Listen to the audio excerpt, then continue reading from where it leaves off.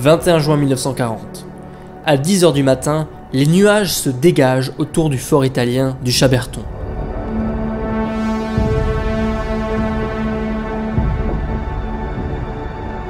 Pour le lieutenant Miguet, c'est le signal.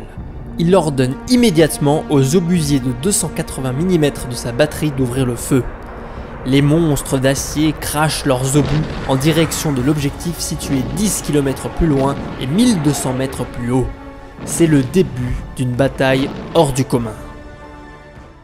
Bonjour à tous, je me trouve actuellement au sommet de l'une des 8 tours du fort italien du Chaberton, situé dans les Hautes-Alpes, près de Montgenèvre. C'est ici même, il y a 80 ans, qu'un incroyable duel d'artillerie a eu lieu entre l'artillerie française et ce fort italien. Au terme d'une après-midi de combat intensif, l'armée française a réussi à mettre hors de combat cette batterie d'artillerie qui faisait l'orgueil des militaires italiens. C'est l'incroyable bataille du Chaberton qu'on vous invite à découvrir à travers cette nouvelle vidéo historique.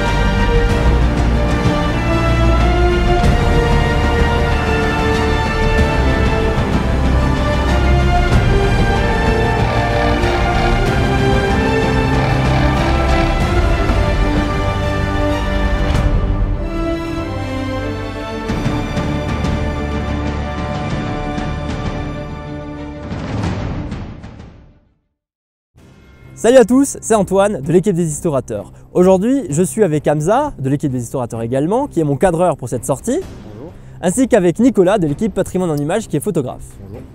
On est en train de commencer la randonnée pour monter au mont Chaberton. On est parti de Montgenèvre il y a environ 1 heure.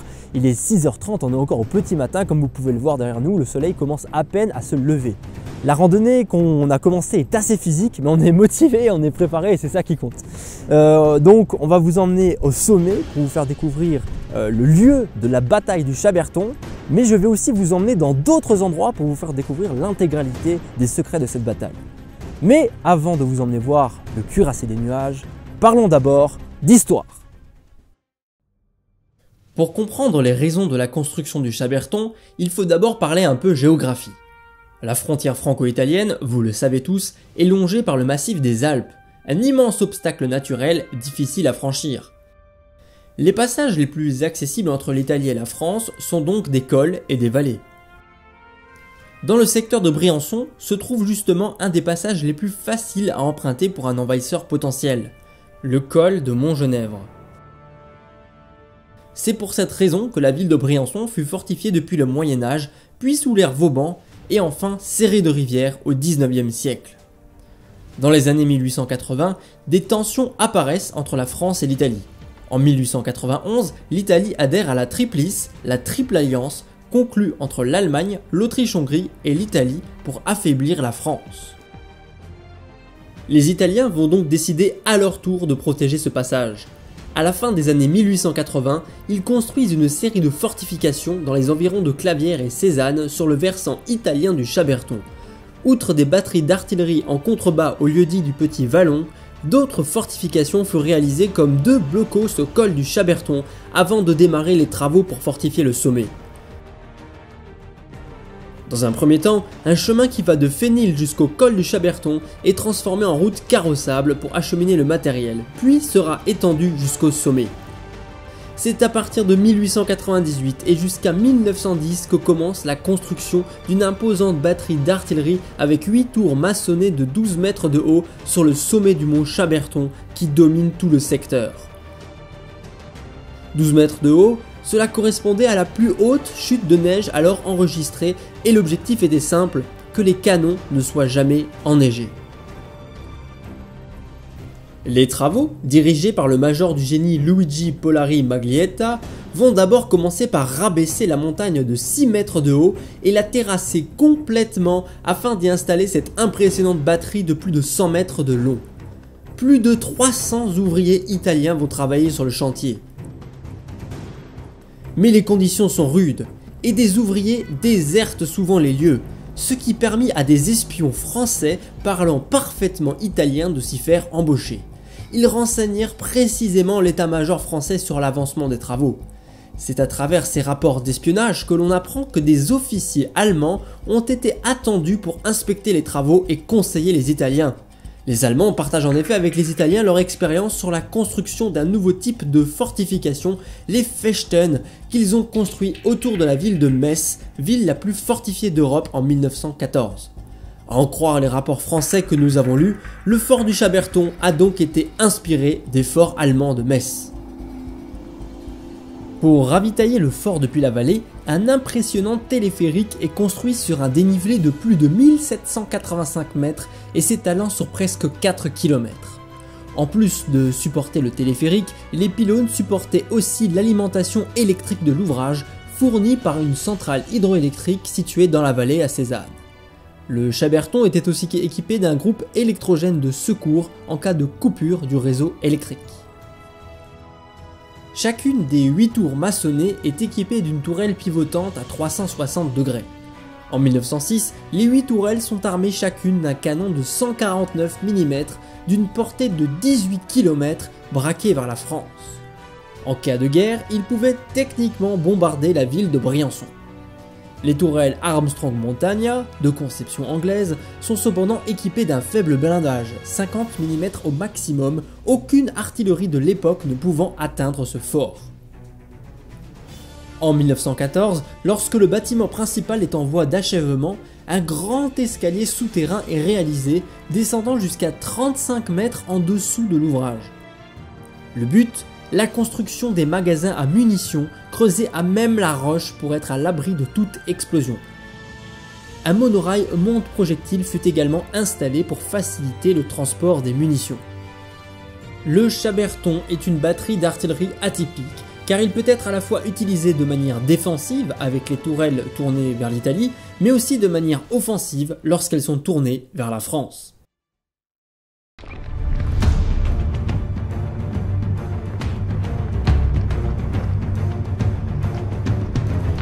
Donc là, on est à peu près à 2750-2800 mètres d'altitude et il reste encore tout ça à gravir. On voit les tours au sommet.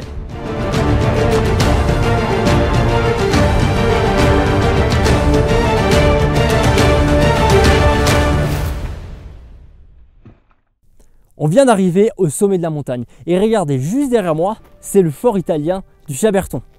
À l'aube de la Première Guerre mondiale, il était réputé comme étant le fort le plus haut du monde. Il faisait l'orgueil des militaires italiens grâce à sa position jugée inatteignable. Il domine absolument tout le secteur du haut de ses 3131 mètres d'altitude.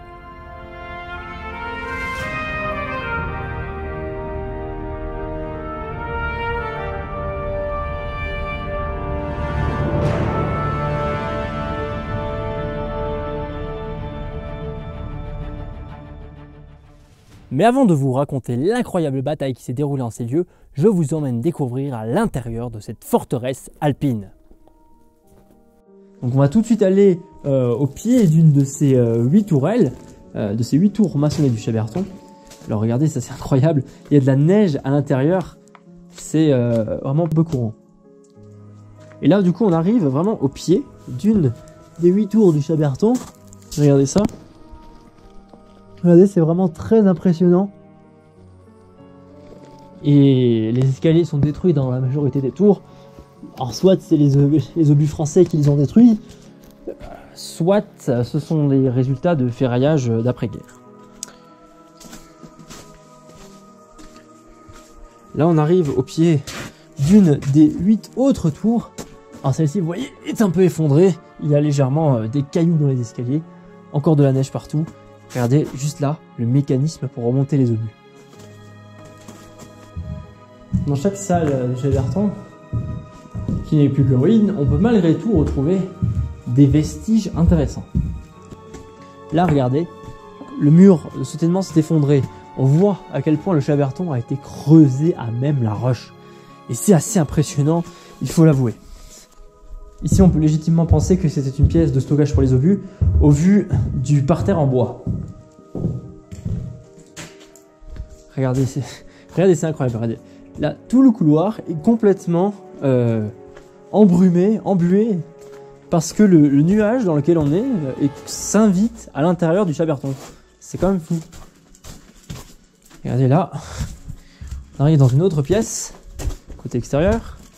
Alors oui, les Italiens, regardez, ont posé, c'est vraiment un lieu de mémoire très important pour les Italiens, ils ont posé à plusieurs endroits des plaques en mémoire des soldats tombés ici. Regardez ici, en fait c'était l'arrivée du téléphérique.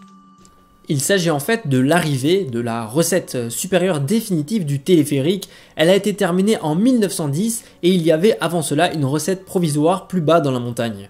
Le téléphérique était strictement réservé au matériel, mais il arrivait que des hommes transgressent les règles pour se rendre notamment à des rendez-vous galants dans la vallée à Cézanne. C'est assez incroyable, regardez, il y a plusieurs endroits où on voit bien que ça s'est effondré, peut-être sous le coup des obus français. Regardez, il y a certaines pièces qui sont complètement détruites et délabrées. Il y a des bouts de murs qui traînent absolument partout. Et au bout, regardez, il y a une citation. Il y a vraiment une citation là-haut. Nous sommes ici dans l'une des chambrées pour les officiers. Sur le mur, il y a une inscription italienne qui se traduit par « Lorsque le canon rugit, c'est la voix de la patrie qui appelle ».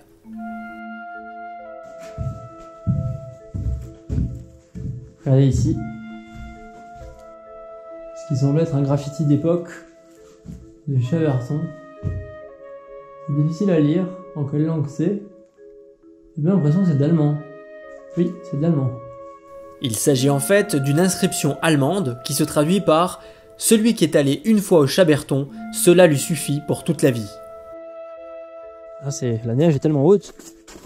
Du fait de l'altitude, il y a de la neige dans le Chaberton toute l'année, voire même de la glace dans les profondeurs. Et regardez ici, c'est la salle pour les groupes électrogènes de l'ouvrage. Bon, c'est pareil, non. Il s'agit d'un moteur autocarro Fiat 34 avec 4 cylindres en ligne qui permettait d'alimenter le fort en électricité en cas de coupure de la ligne provenant de la centrale hydroélectrique de Cézanne dans la vallée.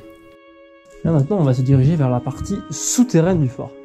Et vous ne doutez pas qu'ils allaient stocker les obus même dans la batterie. La réserve de munitions était située dans les profondeurs de la montagne.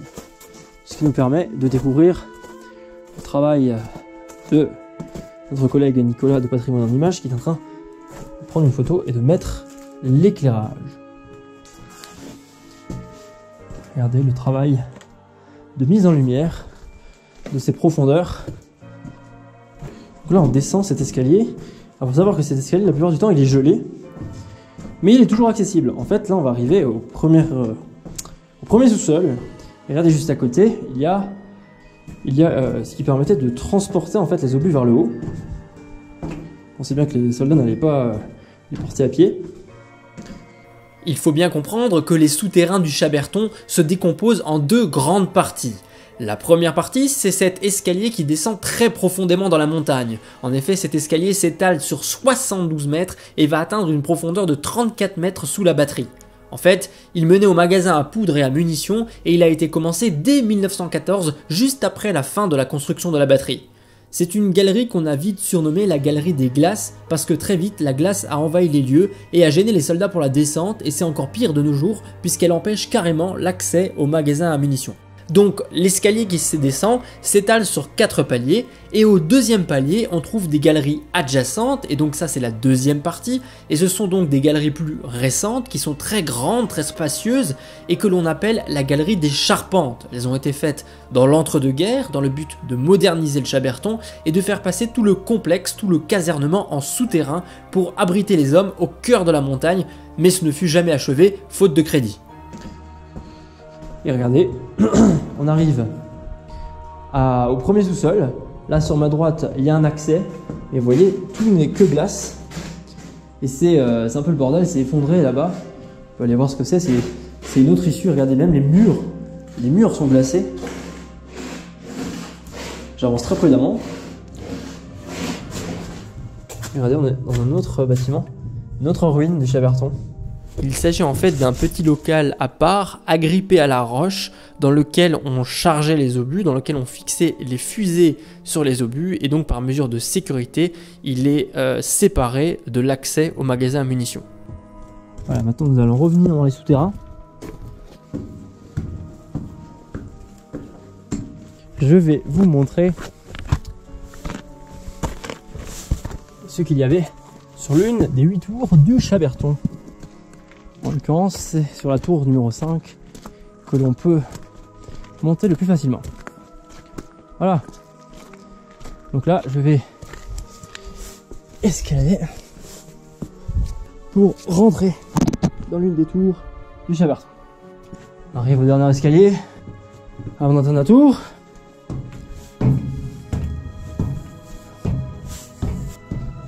Et nous voilà au sommet d'une des 8 tours d'artillerie du Chaberton, avec cette vue absolument fantastique sur les autres tours et sur le reste. Je vais monter sur le sommet de la tour pour que vous ayez un aperçu complet. Les tours du Chaberton détruites par l'artillerie française. Ici, les arcs de décharge pour permettre de résister au bombardement français. Et là, les tours qui sont à moitié détruites. Voilà pour cette tour incroyable. Et c'est donc la fin de notre visite du Chaberton, puisque nous allons redescendre.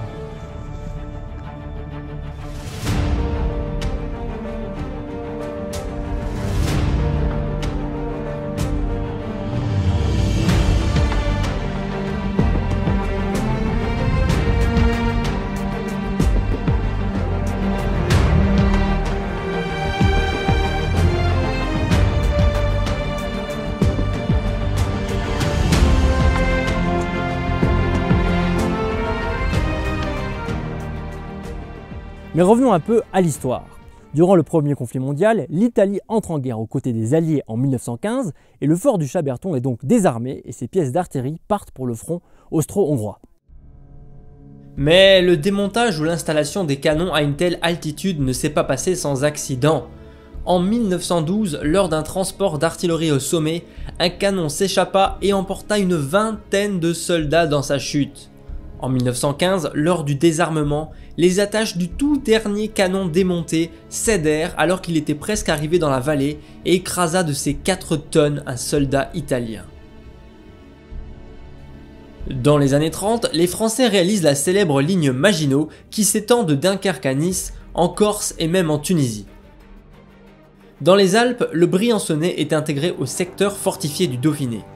Les Français réalisent dans ce cadre un ouvrage Maginot, l'ouvrage du Janus, en face du Chaberton, équipé de plusieurs observatoires qui ont une vue directe sur le fort italien. Le Chaberton est lui aussi réarmé et constitue la pierre angulaire du Vallo Alpino, la ligne Maginot italienne, dans ce secteur. Des travaux sont menés pour tenter de le moderniser. Une longue galerie en forme de fer à cheval avait d'ailleurs été construite sous le fort dès 1920.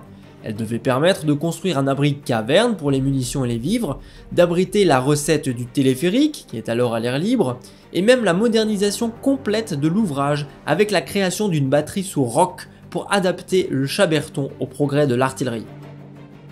Au final, seule la fonction d'abri caverne sera remplie, les autres travaux n'ayant jamais pu être terminés.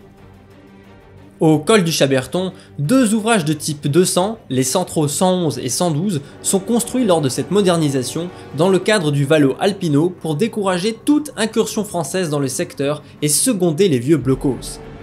4 mitrailleuses sous béton couvrent désormais le col. Lorsque la Seconde Guerre mondiale éclate, le Chaberton est prêt au combat, même s'il ne fut pas entièrement modernisé. Il fut intégré au 4e Corpo d'Armata du général Mercalli et constitua la 515e Batteria du 34e Gruppo du 8e Raggruppamento Artigliera della Guardia alla Frontiera. Sa garnison comptait environ 340 hommes sous le commandement du capitaine Spartaco Bevilacqua.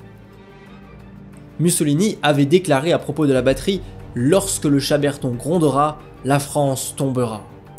Mais après la drôle de guerre et l'espoir d'un conflit qui serait évité, viennent les combats.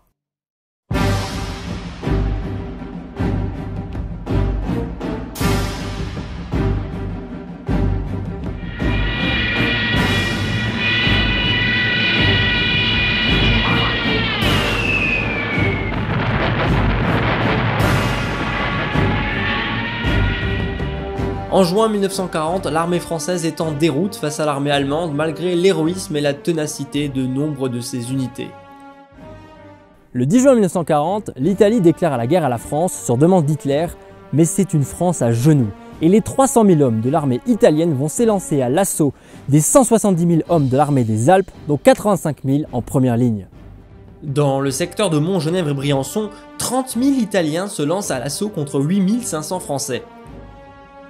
Mais dans un premier temps, les assauts sont timides, la météo est mauvaise et les Italiens se font refouler absolument partout et conservent des positions défensives.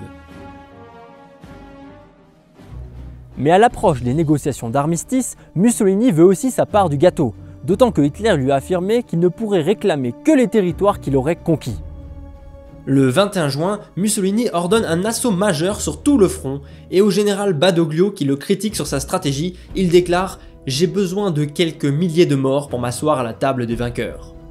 Du côté français, l'ouvrage Maginot du Janus est en première ligne. Nous sommes à présent sur les dessus de l'ouvrage Maginot du Janus et plus précisément sur le bloc observatoire, le bloc 4. En face, c'est le Chaberton qui le domine de près de 600 mètres d'altitude. Grâce à la cloche observatoire située sur la droite du bloc, les Français ont une vue directe sur le fort italien. Et c'est d'ici qu'ils vont entendre les premiers tirs du Chaberton le 17 juin 1940. La première cible du Chaberton, le fort de l'Olive, depuis lequel l'artillerie française bombarde un autre fort italien. Pour la première fois de son histoire, le Chaberton va entrer en action. Les 8 tourelles font feu en même temps sur le fort de l'Olive. Le fort français finira par se taire, mais sans pour autant subir de dégâts importants. Le 18 juin 1940, le Chaberton bombarde les forts de la position du Gondran, puis enfin, le 20 juin 1940, il reçoit l'ordre de tirer massivement sur les positions françaises pour soutenir l'assaut des divisions italiennes. Alors que le Chaberton ne cesse de tirer sur les positions françaises, le ravitaillement en obus pose problème. La machinerie ne cesse de tomber en panne à cause du froid. Les artilleurs italiens sont alors obligés d'acheminer les obus sur leur dos, depuis la poudrière au cœur de la montagne jusqu'au sommet à la batterie. L'ouvrage du Janus, de son côté, enregistre les tirs et en reçoit même certains. Le blocos de l'ancien fort du Janus, datant du 19e siècle et situé juste derrière moi, est détruit en partie par les tirs du Chaberton.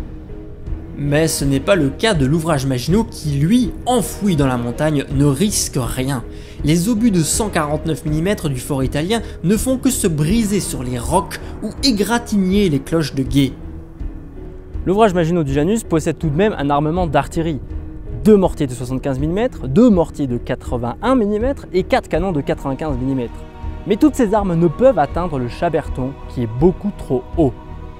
De plus, les pièces de 80 mm et de 75 mm sont conçues pour couvrir la vallée de la Clarée et le col de Montgenèvre, l'un des axes majeurs de l'offensive italienne où elles vont participer à briser leur élan.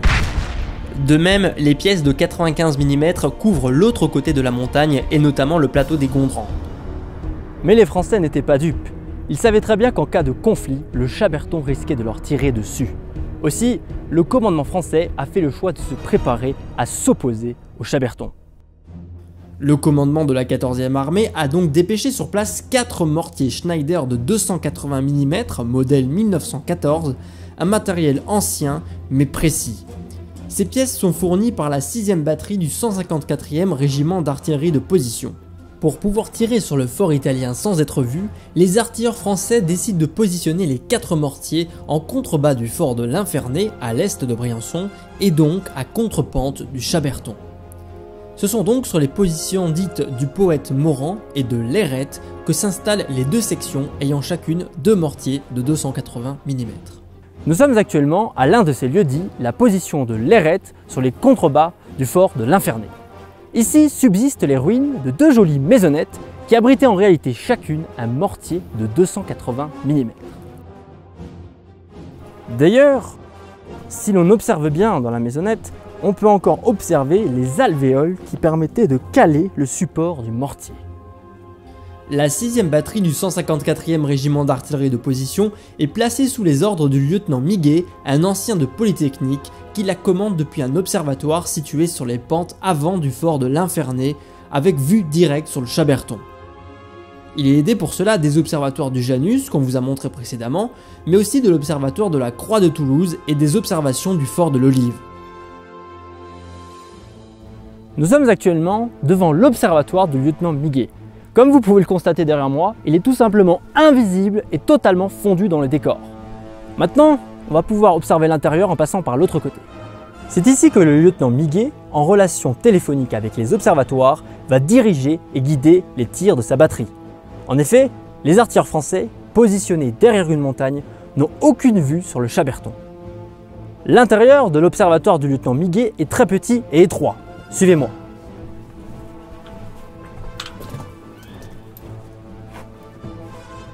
Si l'on observe bien, par le créneau d'observation, on a une vue directe sur le Chaberton.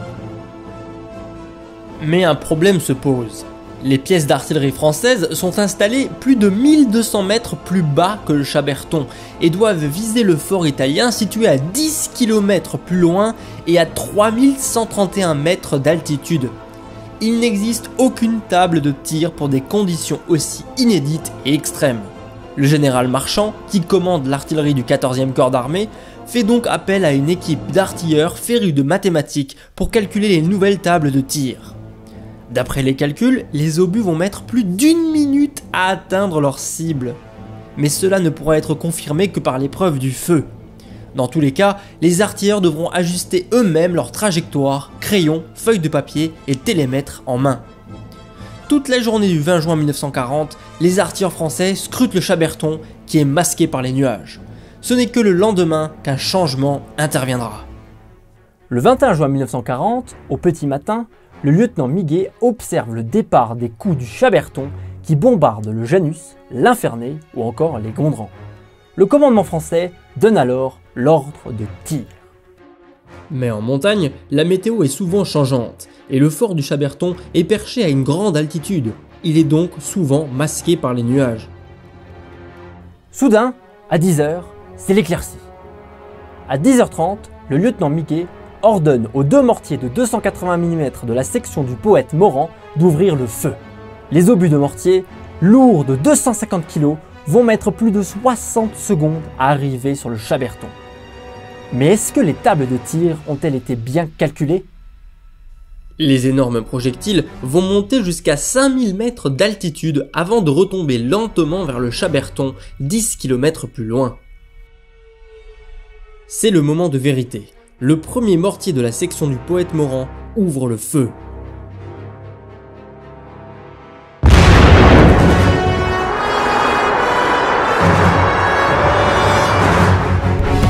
Le premier coup s'abat lourdement sur les pentes du Chaberton, confirmant que les calculs étaient bons. 2 autres obus s'abattent avant que la brume ne masque à nouveau le fort italien. Ce n'est que vers 15h30 que le ciel se dégagea et que le duel d'artillerie reprit. Cette fois-ci, le lieutenant Miguet ordonne aux 4 mortiers des 2 sections d'ouvrir le feu.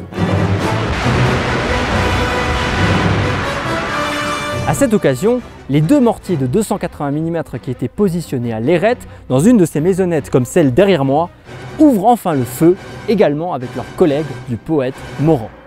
C'est ainsi que la toiture de la maisonnette est soufflée dès le premier tir du mortier. C'est le déluge de feu pour les Italiens qui commencent à s'inquiéter des tirs qui se rapprochent progressivement de leur fort. Nous revoici à présent devant le Chaberton. À 17h30, la tourelle numéro 3, située juste derrière moi, est touchée.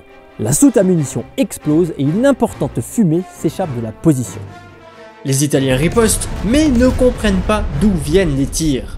Les tourelles du Chaberton s'acharnent sur le Janus, l'Infernet, mais aussi sur le fort des Têtes où les Italiens pensent toucher l'artillerie française. Ce vieux fort Vauban, qui surplombe Briançon, est pourtant vide. Vers 18h, un nouveau coup vient toucher la 3e tourelle qui vole en éclats. Dès lors, les tourelles du Chaberton ne tirent plus, ou presque.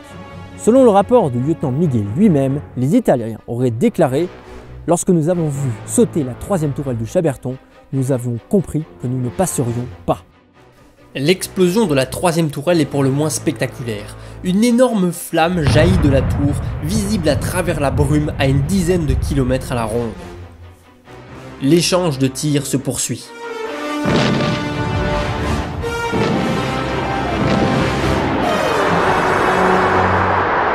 À 18h15, un nouveau dépôt de munitions saute, cette fois-ci à la deuxième tourelle, et à 18h30, un gros éclatement sur la partie supérieure de l'ouvrage est observé. À 19h, un projectile tombe sur les 5e et 6e tourelles, dont il ne reste qu'un amas de ferraille et de pierres. Les première et 4e tourelles furent également touchées, n'en laissant que 2 sur 8 en état de combattre. 4 Italiens furent tués sur le coup dans la première tourelle et 5 autres dans la 5e tourelle. Le téléphérique est également détruit par un obus qui coupe l'alimentation électrique en même temps. Le Chaberton, plongé dans le noir, doit passer sous ses groupes électrogènes. À 20h, le lieutenant Miguet reçoit l'ordre de cesser le feu du commandant du secteur fortifié du Dauphiné. Le bilan est alors établi. Guidé par les observatoires du Janus, de la Croix de Toulouse et du Fort de l'Olive, ainsi que par les observations personnelles du lieutenant Miguet, les artilleurs français ont tiré 57 coups. On détruit 6 des 8 tourelles du Chaberton, n'ont subi aucune perte. Les Italiens, quant à eux, eurent à déplorer 9 tués et une 50aine de blessés. Des artilleurs italiens courageux restèrent à leur poste et utilisèrent les 2 tourelles restantes du Chaberton pour riposter aux tirs français, mais sans grands dégâts ni grand danger sur les forts français. En effet, l'unique observatoire du Chaberton fut obstrué par les obus français. Les Italiens cessèrent le feu le soir afin d'évacuer leurs blessés. Le 22 juin 1940, le duel d'artillerie reprit, mais la météo changeante ne permet pas aux Français de terminer leur œuvre, pas plus qu'aux Italiens de causer de réels dommages aux défenses françaises. Le 23 juin, les 2 tourelles restantes soutiennent l'assaut des Italiens sur l'avant-poste du Chenaillé, où la poignée de défenseurs français, non soutenus et gênés par une météo capricieuse, vont être capturés par un ennemi bien supérieur en nombre. C'est l'un des très rares avant-postes du front des Alpes à tomber entre les mains des Italiens. Le duel d'artillerie entre le Chaberton et les mortiers Schneider cesse avec l'application du cessez-le-feu le 25 juin 1940. Le lieutenant Miguet note dans son rapport: les résultats matériels, quoique considérables, sont certainement infimes comparés à l'effet moral qu'ils ont causé. Sa batterie a alors tiré 101 projectiles sur le Chaberton, dont les plus efficaces furent évidemment les 57 obus tirés le 21 juin. Quant au Chaberton, il avait tiré plus de 1300 projectiles au total, sans résultat vraiment probant. Ainsi, à l'armistice, les soldats français et les artilleurs commandés par Miguet ressortent victorieux de cette confrontation. Ils ont neutralisé le fort du Chaberton et ont empêché les Italiens de franchir le col de Montgenèvre. Dans le Briançonnais, l'échec italien est de taille. 45 Français mis hors de combat contre 715 Italiens.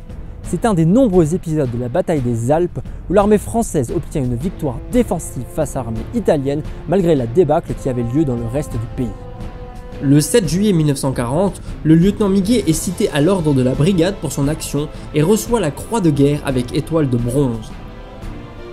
Il convient aussi de citer le commandant de la batterie du Chaberton, Spartaco Bevilacqua, qui, tout comme le lieutenant Miguet, a fait le choix de ne tirer que sur des cibles militaires et non civiles, alors qu'il en avait pourtant la possibilité.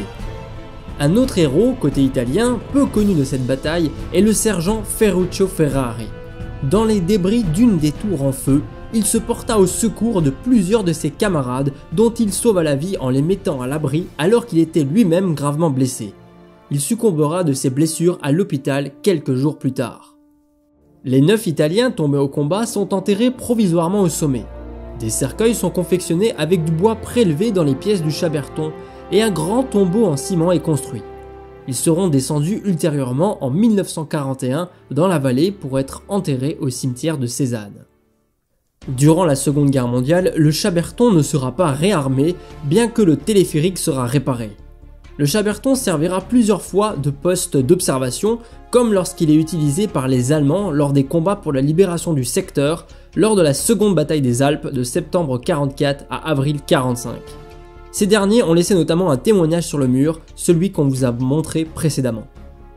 Après la guerre, la frontière change car la France va annexer de petites parties du territoire italien. Le général de Gaulle insistera en personne pour que le fort du Chaberton fasse partie de la zone italienne annexée par la France lors des négociations du traité de Paris qui sera ratifié en 1947. Un ministre soucieux de ménager au mieux l'Italie d'après-guerre se plaindra en privé du chapertonisme du général de Gaulle. Autre directive de la France dans ce traité, la nécessité de détruire toute fortification jusqu'à 20 km au-delà de la nouvelle frontière et l'interdiction d'en reconstruire. 10 ans plus tard, en application de ce traité et après de nombreuses tergiversations, la France ordonne le démantèlement de la batterie du Chaberton. 2 entreprises italiennes se chargeront de cette affaire en démontant et en ferraillant les vestiges métalliques du fort.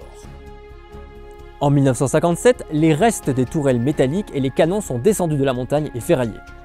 De nos jours, les ruines sont toujours accessibles et sont un important lieu de mémoire, surtout pour les Italiens qui réalisent chaque année de nombreuses commémorations en mémoire des soldats tombés au combat. La bataille du Chaberton a également mis en avant le savoir-faire spécifique des artilleurs de montagne.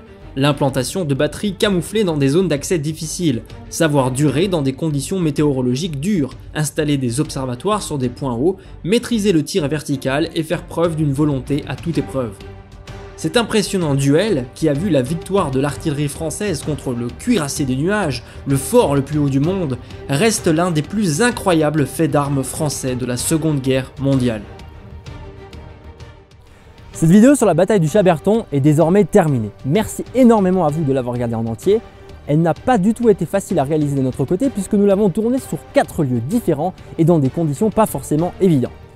N'oubliez pas de nous suivre sur Facebook et Instagram où l'on poste plein de contenus super intéressants, mais aussi sur Discord car oui, nous venons de lancer un Discord. Le lien est dans la description, n'hésitez pas à nous rejoindre, on est souvent présent en vocal pour débattre avec vous.